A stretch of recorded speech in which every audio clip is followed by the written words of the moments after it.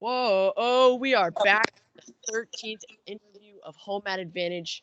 I am Jude Swisher, joined today by a very special guest. He had a 178-13 high school record. He was a three-time national champ for Grandview University. I call him Coach, and his name is Eric Thompson. Coach Eric, how are you doing? Good, Jude. How's it going today? It's going well. It's a little rainy. It's a little sad outside, but I'm glad that we get a chance to talk and what's going on with you? I'm excited, man. Yeah, we're moving. We moved into our new house, so we sold our old house, so I'm just working on getting all our stuff out, trying to get everything together. But yeah, some special central Pennsylvania weather today. Yeah, right. It's characteristic. So Coach, what do you think about? I'm just gonna drop this. What do you think about Snyder coming to the NLWC? It's exciting, man. Right? Anytime you can get another big guy in the room, especially one, obviously eventually he'll be one of the all-time greats, just let alone what he's done already, but what hopefully the future has planned for him. Yeah. So it's exciting to have him in the room. It's exciting to have him be a part of the Nittany Lion Wrestling Club. Have you rolled with him around at all? I have not yet. I have not been on the mat with him yet, but I've been wrestling, a lot of our other big guys, Neville's, and we still have Riley Lefevre in NLWC. Kasara comes to the club practices a good bit. Yeah. So, would you say that like the NLWC has like the most big guys, like because like the most high level big guys like still competing in our program? Yeah, I mean, I think the Nittany Lion Wrestling Club, I think we've been able to put together a pretty good room, for if you're a heavyweight or, realistically any size. Me personally, I think obviously Penn State is the best choice for you, but yeah, I think as far as like any big guy goes, you shouldn't, going anywhere else is there's lots of other places that have good rooms, but I just think that, ours is very, very talented and very, very deep. Yeah. How did Cale do, like when he's growing his program, how did he get so good at like securing upper weights and having just a really solid upper weight for the past however 8 or 9 years? Yeah, so I'm not really sure how he kind of picks and chooses his guys, but obviously he's doing something right, with the development with our big guys in the room and the development of everybody in the room, right? Right. So he's that's why he's one of the best coaches in the country, right? He knows things nobody else knows. Yeah. How long have you known the coaching staff at Penn State?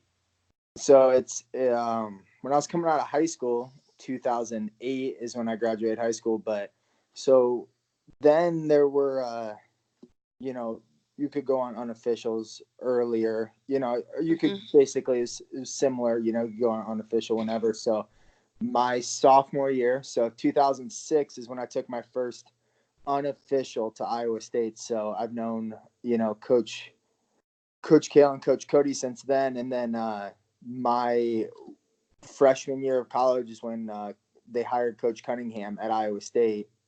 So I've known them for about a little over 10 years now. So it's been a long time. Yeah. And then when did you come to the NLWC?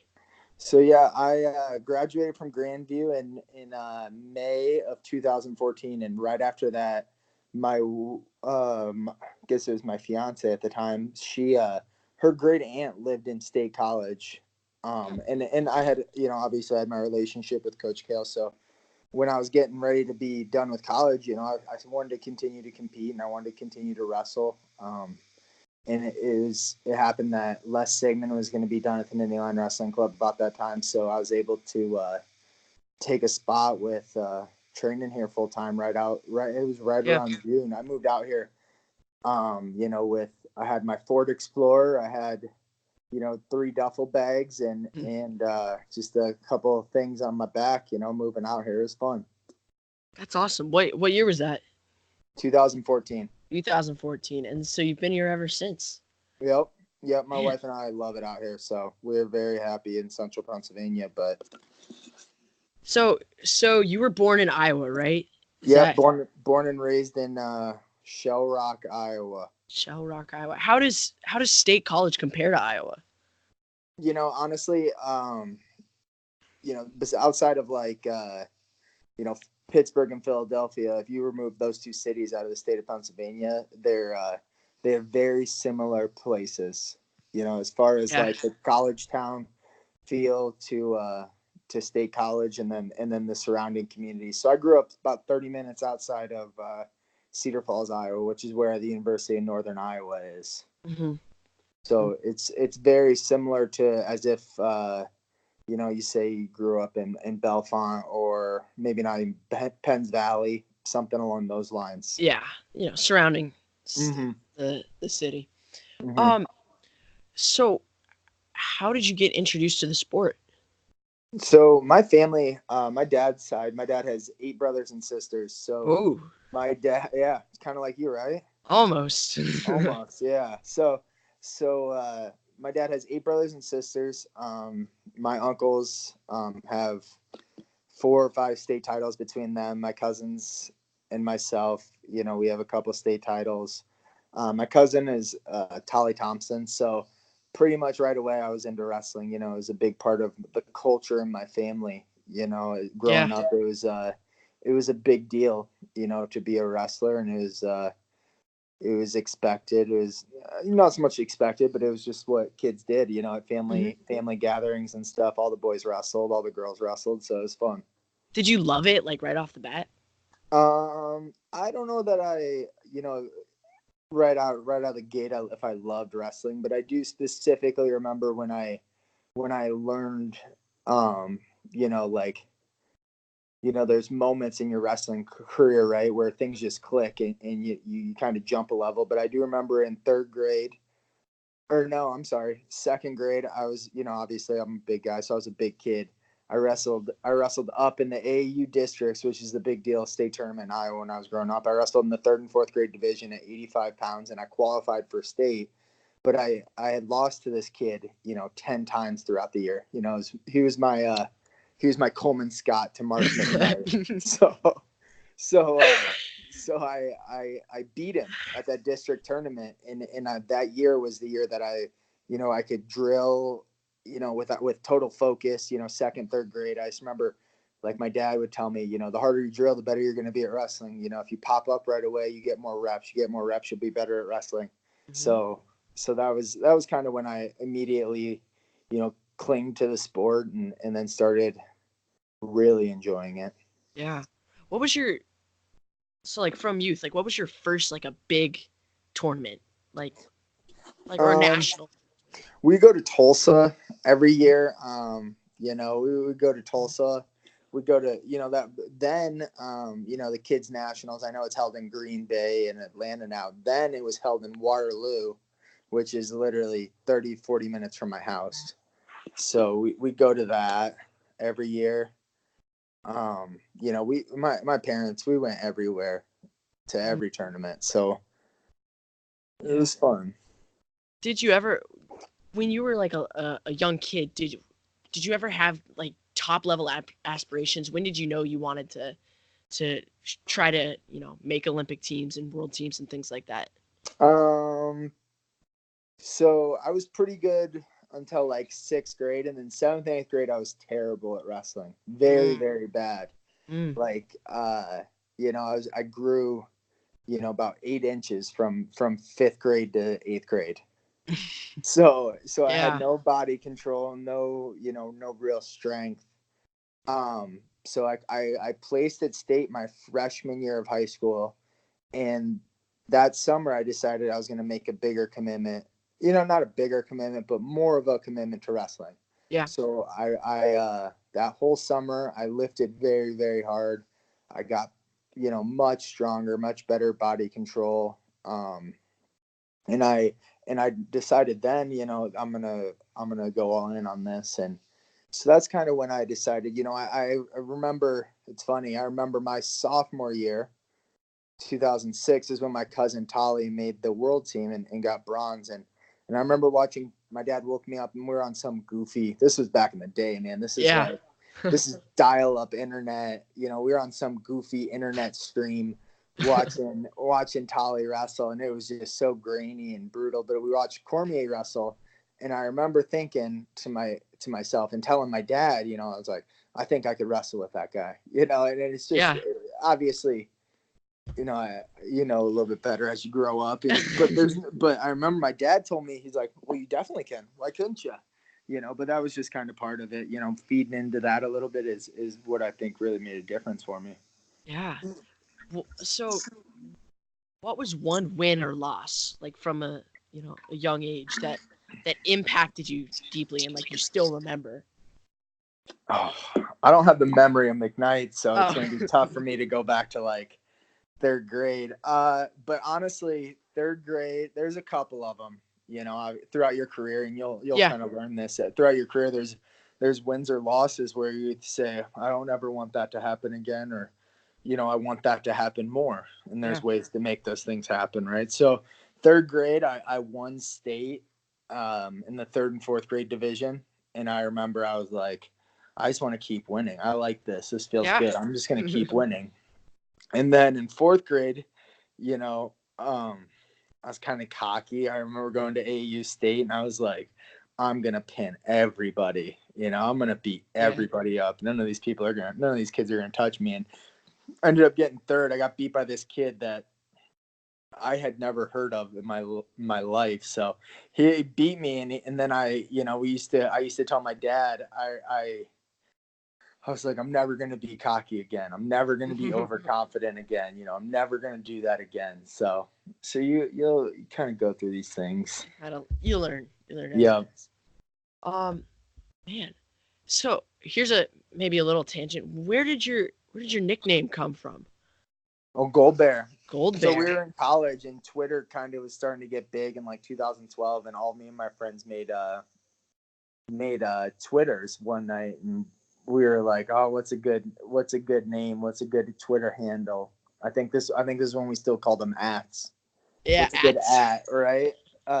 So we all kind of came up with different ones. It's nothing crazy, but sometimes those guys would call me Bear. So I was like, what about Gold Bear? Because this was when Jordan Burroughs was huge too, and it was like, oh, that's sick. I like that one.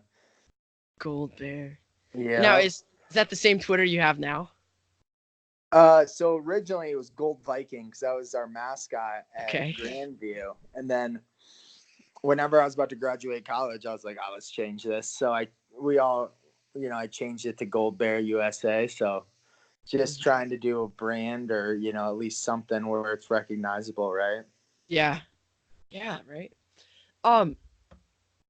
So you came out of high school with like a stellar record, Yeah. 178 wins. Like, that's ridiculous.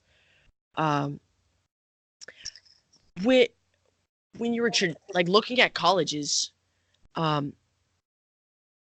like talk about the whole college like choosing process for you. Yeah. So at the time, my cousin Tolly, again, he was at University of Northern Iowa. So I was obviously interested in that. And Coach Cale had just been named the head coach at Iowa State, and Coach Brand's been named the head coach at Iowa. So there was a lot of things about it, right? Like a lot of workings to it. So I kind of took my visits, and I was looking at, so Chris Bono at the time was at Chattanooga, and he was a close family friend with Tolly, and he knew my parents, my family, and everything. So I took a visit there. It wasn't, it was a tough decision, but just like anybody, Coach Cale's a very good recruiter. He's a very good, he just does it right. So whenever I was on my visit, I was really close to committing then, on my visit to Iowa State, because I just knew, like, I think this is where I want to be. I think this is where I want to be. And then I went to my visit to Chattanooga, and I was very close to committing there. That's why sometimes, these kids commit really early. you know, in their career. And I think that's a mistake. I think you need to take your visits and then make an informed decision from there, because it is a big deal. It is a big decision to decide where you're going to college and where you're going to spend, you know, 5 probably plus years, you know, if you have those Right. sort of aspirations. So it's you know, looking at some of that stuff now, you know, if I could go back in time, I'd still make the same decision, you know, but so it was a good experience, and you know, all the coaches are great people, and it was, you know, it was a can't lose situation. Yeah. So why ultimately Grandview? So when I went to Iowa State originally, I was there for a year with Coach Sanderson, and then I was there for a year with Coach Jackson. And after I left Iowa State, I actually was like done wrestling. I hated wrestling. I was working at a Target distribution center. I was working 10-hour shifts from 4 p.m. to like 2 a.m. It was not fun at all.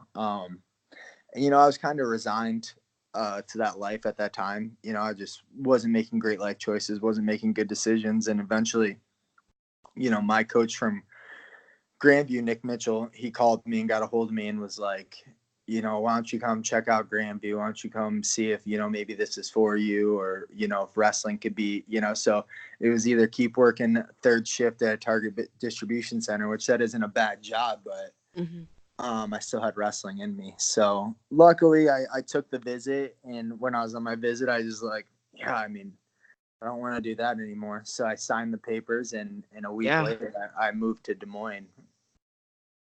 How far was that from where you were living in? Yeah, it's about 2.5 hours from my hometown.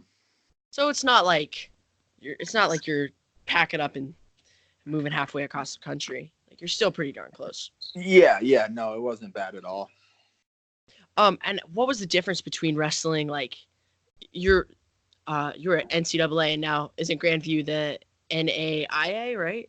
Yep, that's correct. Yeah, so I mean, there's some differences, right? So in NAI, you can wrestle. One of the cooler things I thought about NAI that, you know, most people in Division One don't even really know, you know, or so, like most wrestling people in general don't really know, is that you can send 2 guys at a weight instead of, like, say you're going to your regionals, you could send 12 guys at 6 weights.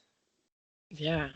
No, that's So you know, like, so when it came down to like who the coaches are going to have wrestle at nationals, so you're not really competing with the guy at your weight so much. Obviously you're always competing with that guy, but you're not so much competing with that guy as you are with, like, maybe you're a 25 pounder and there's a 74 pounder who's had, you know, comparable results to you. You know, what's your effort look like, you know? So you start looking at like how guys are wrestling right now. What's their effort look like right now? Are they excited about wrestling? Are they, you know, things like that? You know, are they making good decisions? So that's one thing I enjoyed. And you know, all those guys that were at Grandview when I was there, you know, we had a quite a few guys that had wrestled Division One, and for whatever reason were at Grandview at that time. So it was a lot of fun, man. We beat Drexel that year. yeah. We lost 1 point to a pretty good Iowa State team. You know, we sent 6 guys to Midlands and competed pretty good, won quite a few matches. So, you know, we had good teams and we had good guys on the team. Man. That's so do you think that, you know, do you wish that the NAIA was more mainstream, I guess you could say? Do you wish that there was more of a focus on it, or do you like how it is now? I mean, obviously, you always wish there was more attention brought to guys. Right. You know, when you're doing it, you're like, I'm really good. You know, I wish people would say something about it, but that's just not the reality of the situation. You know, people don't pay attention to some of that stuff, and really, they probably should. You know, because there are guys now that are, you know, Division Two, Division Three, NAI that are competing at a high level. You know, at the senior level. Yeah. No, and it just with the wrestling media and all the attention it's solely on Division 1 guys, you know, and if you want to be noticed, right, by the wrestling population at large, you go wrestle D1, go wrestle in the Big Ten, and eyes are going to be on you every time you wrestle. Yeah, Um, 100%. so that's just the way it is right now, and yeah, hopefully we can get more and more attention going to smaller programs and stuff like that. Yeah, that'd be cool, because there are, I mean, I went to Grandview and they've won, now, oh, frick, eight NAIA titles in a row. Yeah. So by healthy margins every year. So I think something on that program would be very cool, but wishing doesn't always happen. So, Right. but it and then realistically, you should only wrestle because you want to, not because not for any other reason, but always, people noticing and appreciating what you're doing is always appreciated, right? Yeah. Oh, always. Um. So, Coach Eric, after you graduated, how long did you stay in Des Moines? So yeah, I mean, I was only there I wrestled at the 2014 trials when I was still at Grandview, and then shortly after those trials, I moved out here. I want to say, I graduated at the beginning of May, end of April, and I moved out to State College in early June. Wow, so quick, a little bit of a quick turnaround. Yeah, man, it was go time. If you're not training, you're missing out, right? Yeah, no, that's right. How much when you were in high school? How much folk style? I mean, how much freestyle and Greco did you do compared to folk style? So as soon as wrestling, so one thing about Iowa that's much different than Pennsylvania is as soon as high school wrestling season's over, you move straight into freestyle. Mm, So yeah, every summer, I was wrestling freestyle the whole summer until, right after Fargo. There weren't really yeah, any opportunities to wrestle folk style. And to be honest, I wouldn't have probably taken people up on them. I love freestyle, so. yeah. Were you better at freestyle than you were Uh, folk style? I was.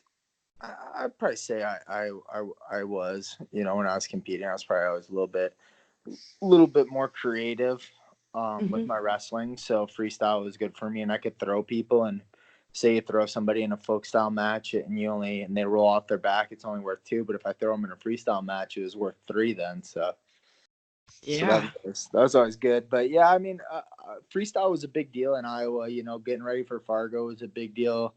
We always sent a really good team to junior duels. And then Northern Plains, like we have out here, Northeast Regional, we have the hmm, Northern Plains regionals in Iowa. So, or Iowa, Minnesota, Wisconsin, North Dakota, South Dakota, we're all in that regional. So, and Illinois. So that was always a really tough tournament too. hmm. So, there's always local freestyle tournaments growing up that we go to. So it was fun. It was a Yeah. lot of fun. No, I definitely know it's like in Pennsylvania, like you'll have guys who make the podium at states, and then they're like, yeah, I don't really want to do freestyle this year, and then they just don't. They take the summer off and go back next year. They train folk style all summer long. It's interesting. Um, so so after you took shots at 2014 World Team and then 2015 and then like the 2016 Olympic trials, right? Yep. And I then competed all those years. Yeah. um and then after your senior level competition like wrapped up, how fast did you start like transitioning into coaching? Yeah. So we I got done with the trials in April, and then almost immediately, May, June, I started working at Lock Haven, starting to Yeah. coach there and starting to help out up there. And then we moved there. We moved to Lock Haven in late June, early July, my wife and I. So How long were you at Lock Haven for? just 1 year, just a short stint there, but it was a good experience. It was a lot of fun. Mm. And then when did you start? When did you transition to the Nittany Lion Wrestling Club? Yeah, so I had a couple of positions that I was looking at. So I reached out to Coach Cale to see, kind of what he thought, and then the offer was there to come back to the Nittany Lion Wrestling Club. So I decided that would be, the next best logical step for me, and it's been a great experience. I moved Mm. back. I started working here. We had our house. We lived in Lock Haven since 2016, June of 2016. So we just recently moved. So I was driving about 45 minutes, Yeah. every day. So it was rough, but we're happy to be living in State College now, in the area and all those things. So, and all the things the nice amenities that come with living in State College. So that's been Mm-hmm. nice. And being here has been nice. So, being at the Nittany Lion Wrestling Club has been a great experience, and I've enjoyed it immensely. Yeah, and you're moving closer. And so, would you say you're probably gonna, look at staying with the NLWC for the foreseeable future? Just be there for a while. Yeah, I mean, obviously I kind of dance back and forth on my aspirations to be a college coach and Mm. kind of what the future holds for me. Kind of willing to listen to anything, and I'm definitely, if the right opportunity comes along, I'd take a look at it, but so far nothing really has measured to what I'm able to do here. Yeah, right. Um, and what you're doing at M2 is great too. Like Yeah. we love having you here. Yeah, the M2 training center has been a great experience as well. It's been a lot of fun to be able to work with McKnight and David all the time, and kind of see the club grow and help kids in the area. Not even so much in the area, but just in Pennsylvania, and we have a couple people drive from out of state, so it's been a lot of fun. Yeah. Kind of seeing some of you guys grow up and just the improvements that we've made and the mindset on some of the kids grow, and kids just Hmm. improve at wrestling so quickly, so it's been really, really fun. How did you get like introduced to M2? How did David and McKnight like kind of bring you into this? Yeah, so I was probably at the NLWC for about a year, and then David started the club in October, and then the club started growing, and Mhm. things come up, so we started getting a lot of kids, and David asked me if I wanted to come and start helping out. So I want to say I've been there since December of 2017. Yeah, Yeah. December, January. So it's been awesome. It's been really fun helping guys out and running some practices and seeing kids improve. It rocks. Plus, dude, doing the youth stuff like with the little kids, they're so funny, man. Yeah, we're They're getting hilarious. there. We're getting there too, and seeing, like, some of those little guys, just watching them grow as they Yeah. kind of understand wrestling and learn wrestling, and watching them, kind of grasp more advanced concepts than I've ever seen little kids grasp it's been really, really cool. You know, I it's really cool seeing kids who I would have to like sit next to them the entire practice and like take their hand and put it where it needs to go and they'd still forget. Like now we can just say the drill and they can do it like basically perfectly. They can just run through it and you know, it's just like what you said, just seeing the growth and knowing that um like what you're doing, your contributions are paying off and it's really really great thing that I'm glad that I'm a part of to get to watch all these kids grow. yeah, it's kind of crazy, right? To see some of these kids who were, I call them booger eaters a lot of the time, but some of them have graduated from booger eaters just to booger pickers, and they're pretty Booger tough now. pickers, they So wipe the boogers on the mat. They yeah, don't put they're them in not. their mouth no more.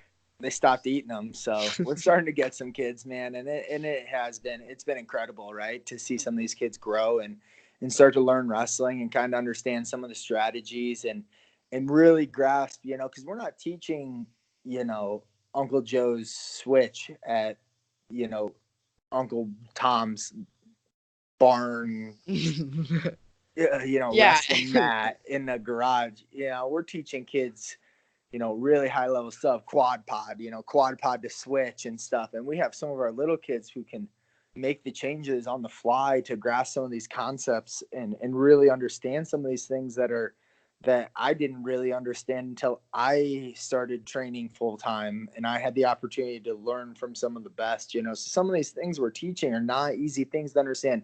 Well, why the heck would I do that? When I could just do this or that seems like it's really hard, but why would, and really like having a conversation with them, if you do this, then this happens. And then it like, so why not try this? Yeah. And having that back and forth with these guys and Right. making them understand in wrestling, things aren't always so cut and dry, you need to get creative. So that's been really exciting to see. And it's absolutely wild to see the growth in some of our guys.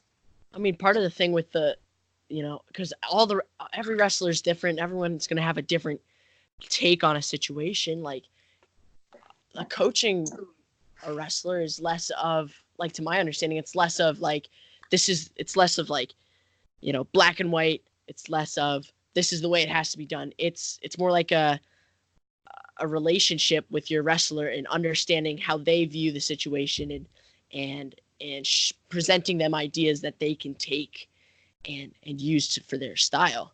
Yeah. Instead of, you can learn a lot of wrestling from a lot of people, and why they do X, Y, and Z. And instead of, because this person hasn't done that or doesn't have this accolade, that's really kind of irrelevant, right? Because wrestling is at its base our prime self-defense, right? When you see, my son and a little kid and they're grabbing each other, trying to throw each other down, or if I put my arm in front of him, he's trying to use his head to get my arm out of the way instead of using his hands, little stuff like that you're just watching. These people are creative and they at its base, right, self-defense and like battle tactics, hundreds of thousands of years people have been wrestling each other. So it's not like it is and it is not a complicated thing, right? So it's like, I think we're at a place in wrestling right now where people are doing things that are so like, 30 years ago, it would have been out of this world to try that. It would have been crazy to do this or crazy not to, I watch a lot of old wrestling matches and I watch these guys and they are all squeezing, right? That's like the craziest thing I've ever seen in my life. Like, they couldn't even lift their arms at the end of periods because they're squeezing so hard. And as you know, I would lose my mind on you guys if you were squeezing people. So, so it's like, it's some of those things, that it's just the sport evolves. And if you're not trying to watch people and learn from other people, then really it's exercise in futility. Yeah. When did you know that you wanted to coach, like youth level? I've gone through spurts of, times when I was like, instead of, because college coaching comes with its own set of, and even RTC stuff comes with its own line of like, oh man, that seems like it's not very fun, or, and youth wrestling always seemed kind of fun because you got to work with a blank slate most of the time. Kids are much more willing to learn than adults, if they've been taught how to learn. We all, because that's right in the world today. Not everybody's been educated on learning, right? Trying to learn things, and then honestly, that's what makes wrestling fun for me, and learning things and exploring different options in a match and exploring different like thought processes and stuff like that. So, trying to teach some of that to kids and teach some of that to you guys. has been really, really, really fun. And I've grown to, at first maybe there was times I definitely didn't enjoy it, but to be honest, since I've had a kid, I enjoy everything about it, having a lot more patience and enjoying being around you guys and kind of listening to your guys' thoughts on things, stuff like that. So it's been really fun. Yeah. So, how has having a son like changed your outlook on, you know, wrestling and coaching and life in general?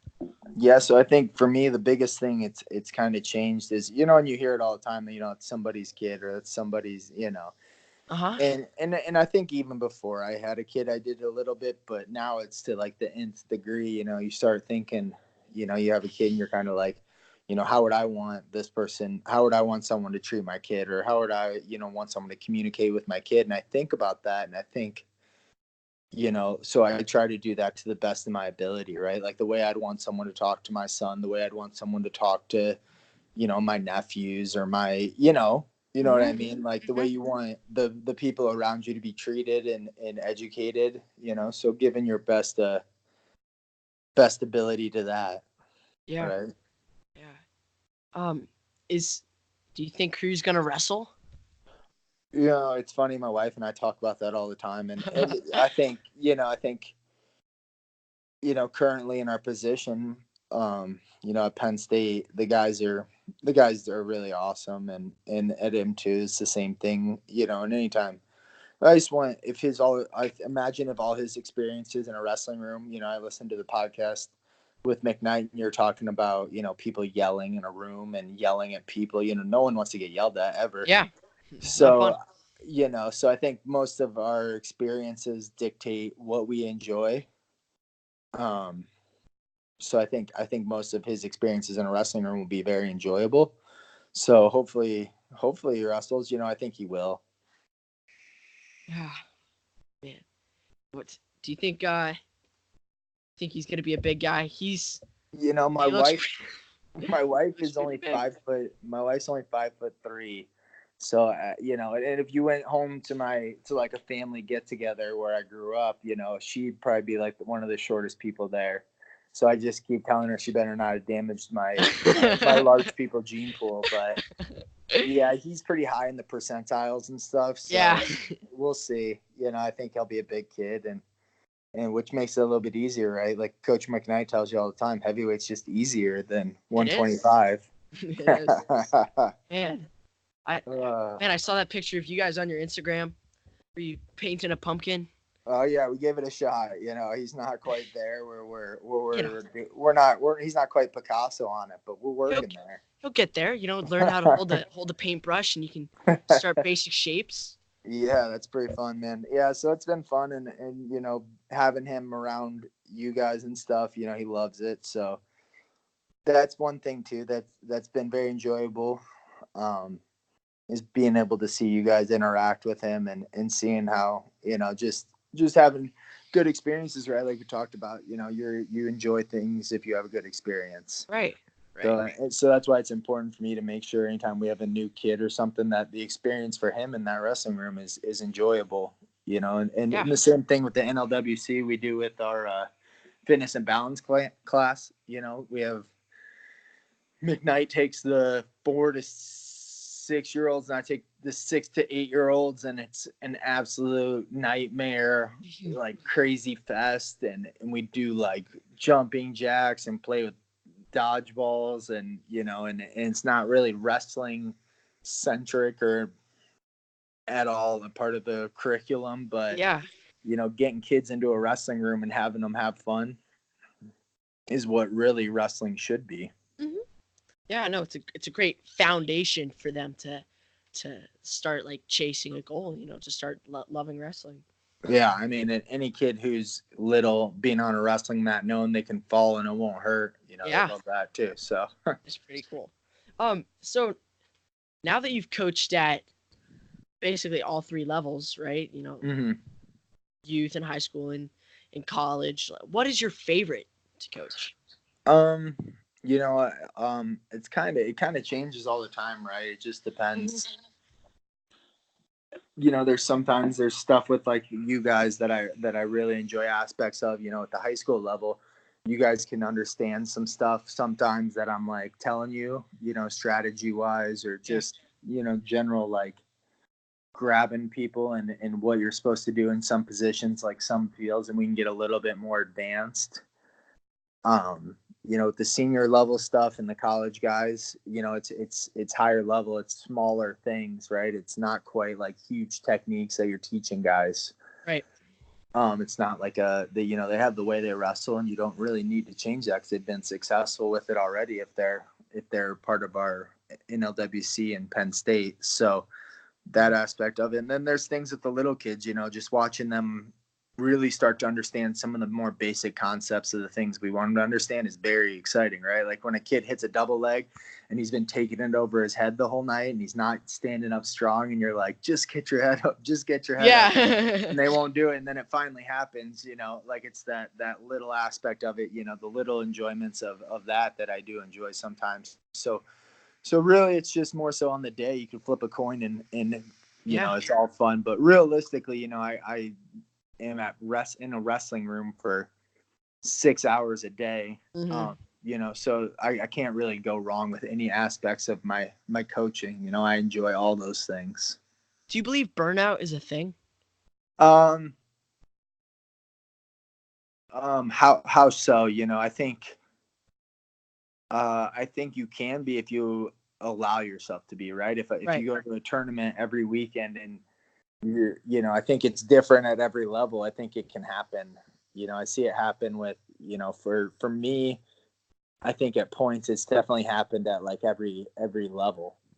I think there's times when I was a kid in youth wrestling and we go every weekend, right, to a tournament, and I would eventually just get sick of it. I'm like, okay, I'm kind of over this, and I wasn't really enjoying it. And then I think there's times in college when, you train so hard sometimes that you're just tired, and and it's hard to come back for. And I think when I was training on the senior level, one thing I regret was not going and competing more.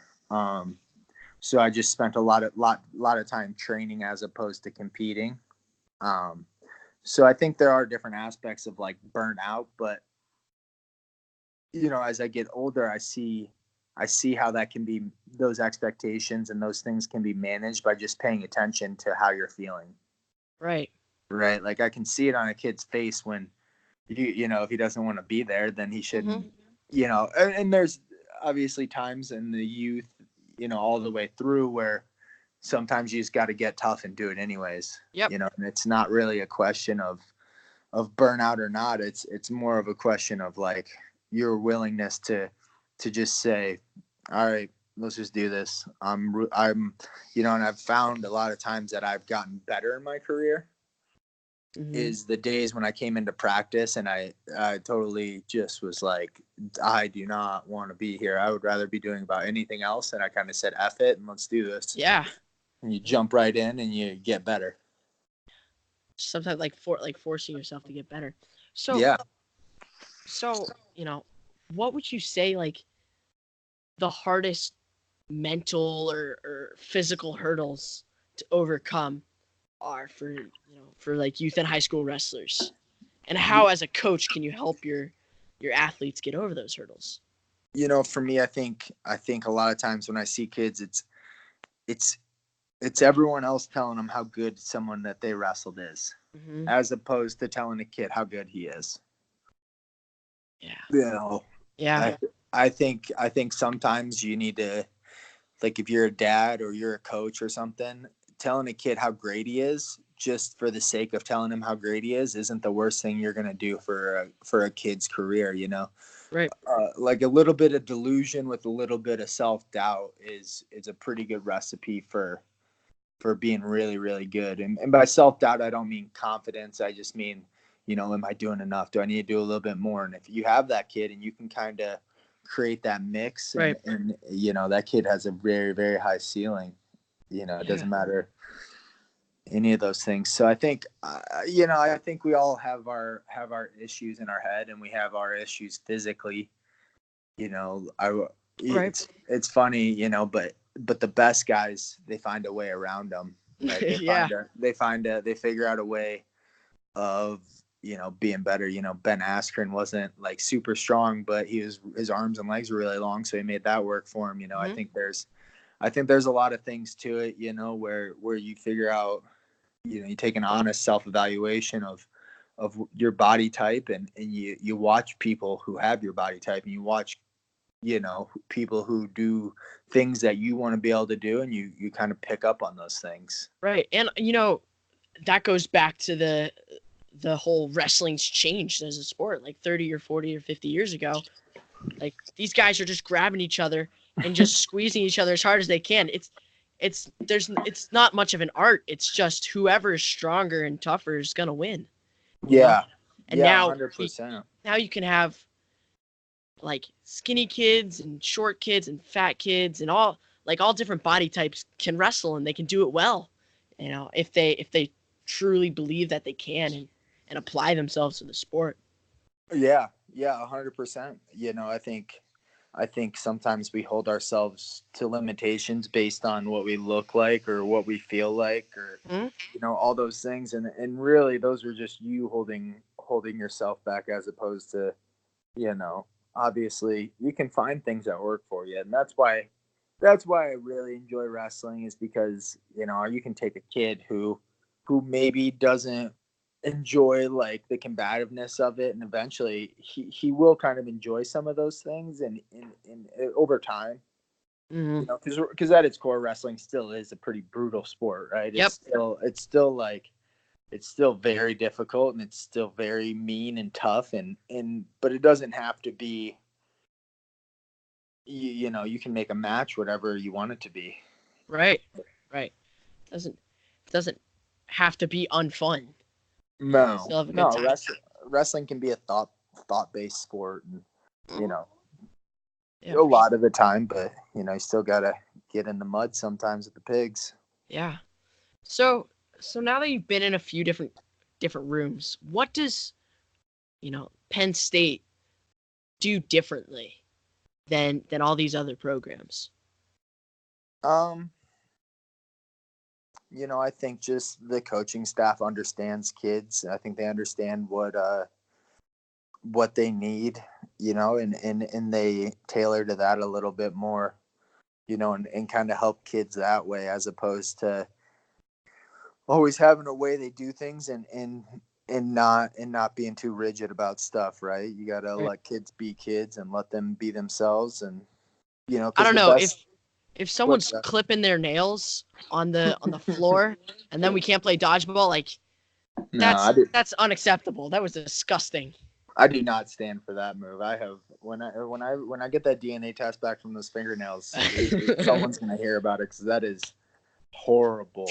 That's so gross. That's serial killer type move out of somebody. Yeah, no, we just walk in and Cale just rolls up the sliding curtain, and he's like, "No dodgeball today." And he's like, "Look over there. There's toenail clippings."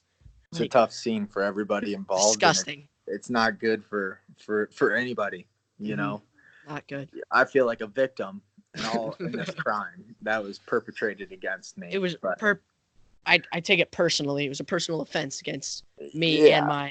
I mean, people might call it an attack, and I wouldn't say no.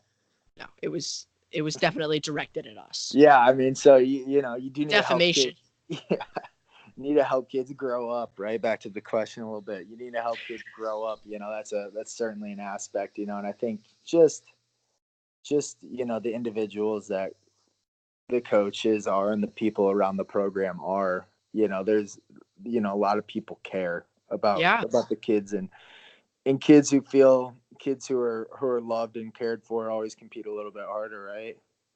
If you think somebody only cares about you for one aspect of your life, then they're not really as into it, right? I mean, no one wants to feel like they're just there to wrestle,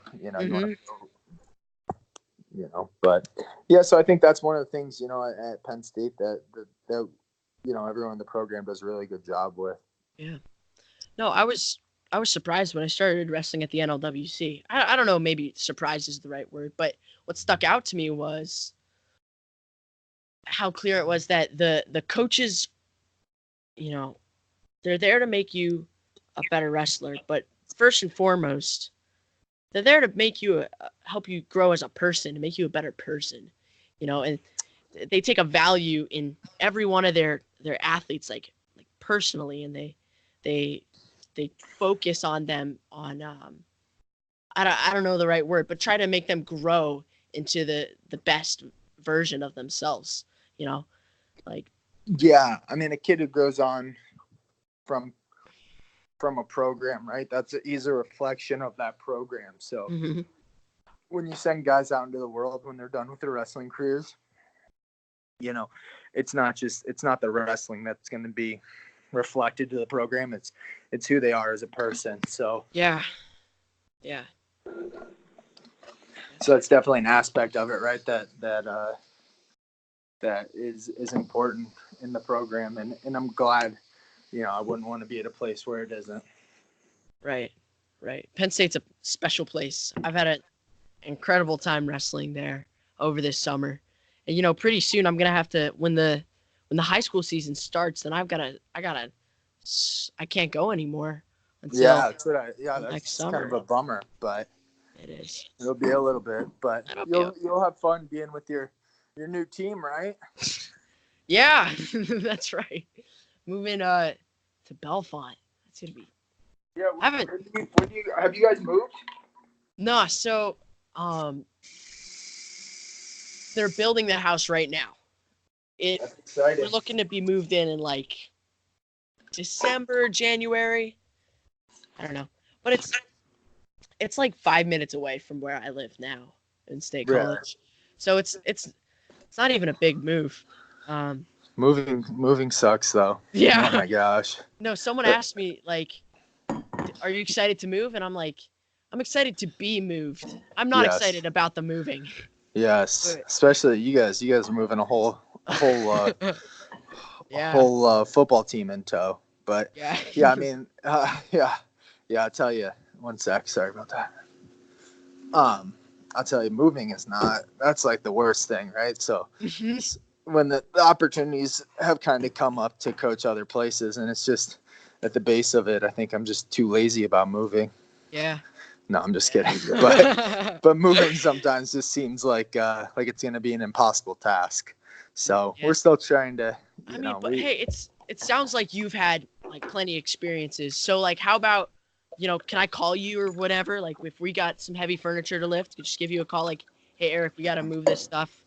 We have you come over and you got to have other friends. You got to have other friends to do that. Oh, we're not that close, Coach Eric. You want to come help move my futon? If you got something, a futon, I think McKnight can handle that. He told me last week that he thinks he's growing. So. Oh yeah. Yeah, you got that going for you. So yeah. There's still the possibility that McKnight grows a little bit, and then you're in muscles business. McKnight. Coach, how long have you known Mark? I moved out here in 2014, and it's kind of funny. So Mark officiated my wedding in 2015. He was the guy who officiated our wedding. So did he wear a tux? McKnight. Did he wear? No, he wore a suit. Just a real basic suit, but he did do a good job. So if you're getting married, not so much you, but other people. Okay. If you're getting married, McKnight's a terrific officiant. Very nice speech, all those things. So he did do a good job. There was a little bit of a snafu between him and David about the vows situation, but we got it figured out. Okay. But man, do you have a Mark McKnight story for us, Coach? Do you have one on the fly that you love to tell? No, I do. I have a bunch of Mark McKnight stories, but not all age appropriate. But I have like a folder on my phone specifically dedicated to McKnight of all the goofy pictures I've taken of him, which there are many, and in the goofy places McKnight sleeps. So man, If you ever hang out with McKnight in the summer, McKnight at the drop of a hat takes his shirt off everywhere. Yeah. If you're outside anywhere, he takes his shirt off. So I think this was 2 years ago. It was me, McKnight, and Chad Dubin, who wrestled at Penn State. We were driving down to Virginia Beach for the Virginia Duels. And me and Dubin go inside this gas station, go to the restroom.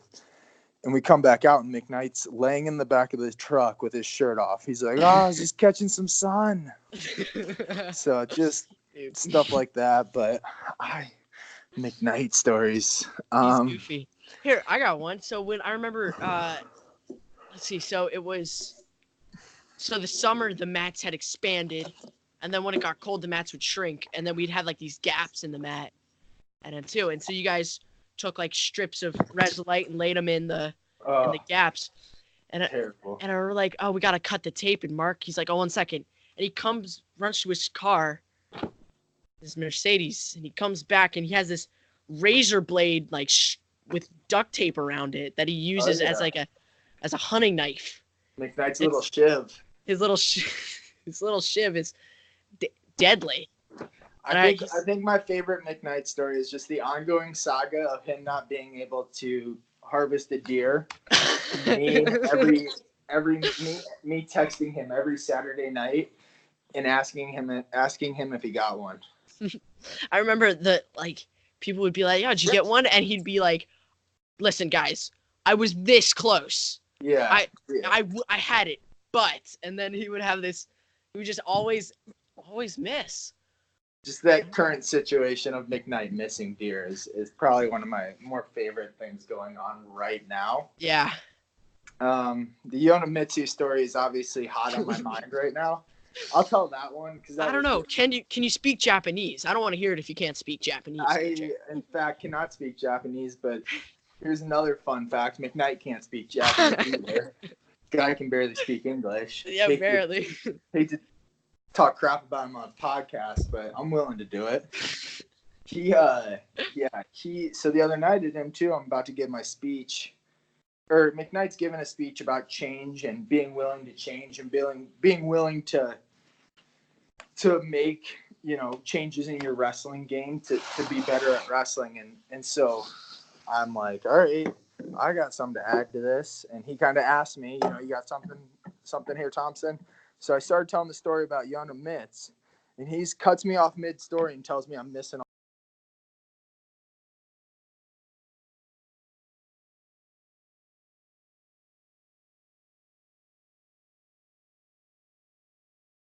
Oh, hey, Coach Eric, I think you muted yourself.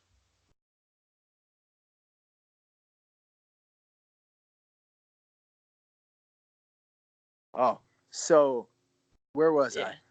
So you're telling the story about Yonemitsu. Yeah, so I just started telling the story about Yonemitsu and how he had to switch from basically taking every shot with his right hand to making a change and starting to shoot with his left. So I started telling the story, and McKnight just stops me mid-story, tells me I'm missing all the important details. So I'm like, all right, I guess I thought I knew the story, maybe I don't. Right. So he starts telling the story. And this guy almost repeats word for word what I just said. Completely identical. It was a preposterous thing for him to do. And almost immediately as he finished the story, he's like, oh, I did kind of just say what you said, didn't I? It's just my day-to-day. I spend way too much time with that guy, so it wasn't like a shocking thing for him to do. Like I almost immediately knew when he said, "You're messing up all the details," that he was going to repeat what I just said. Yeah, and no, when he said that, and the only thing he really changed about the story is he's like, and when he would sleep, he would have dreams about shooting with his left hand, and and then he said and when he would eat his sushi, he'd eat it left-handed. He would eat it left-handed just to try to make some silly, I don't know, sushi Asian jokes. Yeah. It was, and then his whole thing was that at the time when Yonemitsu was telling the story that he could speak Japanese, yes, but can't do it anymore. So that's why he forgot his Japanese is forgotten now because Yonemitsu's gone. Yeah, that's how it happened. But he didn't tell you guys Yonemitsu is the only person, or Mark's the only person Yonemitsu's ever yelled at. What? Yeah. So Ooh.